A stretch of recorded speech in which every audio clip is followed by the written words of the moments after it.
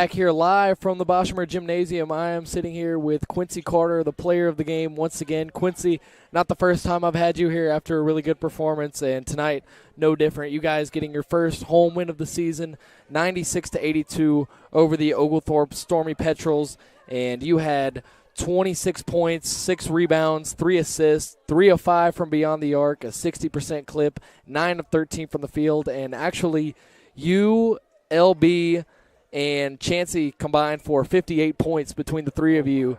LB had 18, Chancey had 14, and we can talk before we get to you. Chancey, at the beginning of that ball game kind of, got the spark for the offense, hit a couple threes, and then as the game progressed, you and LB kind of took over as you guys do so often. And can you explain kind of the chemistry between the whole unit, but especially between the three of you guys, 3 veterans that have really cemented yourselves in this lineup?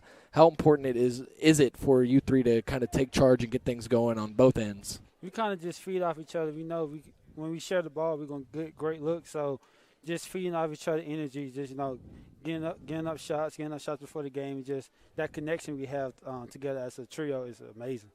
Absolutely, and like I said, you're right, 58 combined points between the three of you, nearly a 20-piece for all 3 of you guys. Mm-hmm. And you, last game, for those of you that don't know, at Warren Wilson, Quincy had a career-high 33 points, and I'm sure Coach Burgess and the rest of the team were anxious to see how you would follow that up, and you only followed it up with just as good of a performance, 26 points, and now over your last 2 games, averaging 29.5 points per game and averaging 21.7 a game on the season now.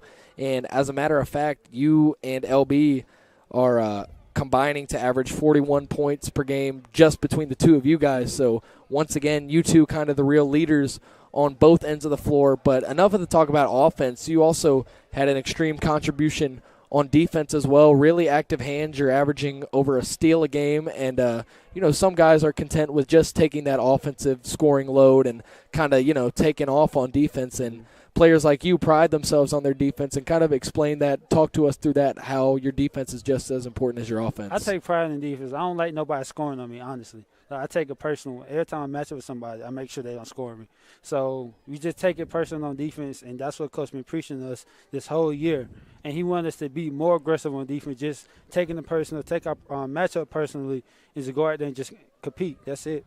Taking it personal. That's what you said to me a couple weeks ago on the Tornado Talk that we had you, David, and LB on at the Winter Social. You said taking it personal on defense, and it seems like with the way that guys like you, guys like Charles Reed play on defense, it seems like the whole team kind of adapts to that mantra, and you guys become a really tough unit, especially on the outside. I mean, we had double digits in steals tonight. I believe it was 16 or 17 steals as a team, and just forcing a lot of turnovers, forcing a lot of errors, just kind of making the offense think a little bit more than normal is just such an invaluable tool and skill set for you guys. So kudos to you and the team on your defense. You guys obviously got off to not the start that you wanted to get off to, but these last few games, I mean, we knew we were close after those first few games, kind of some close losses, some tough ones here.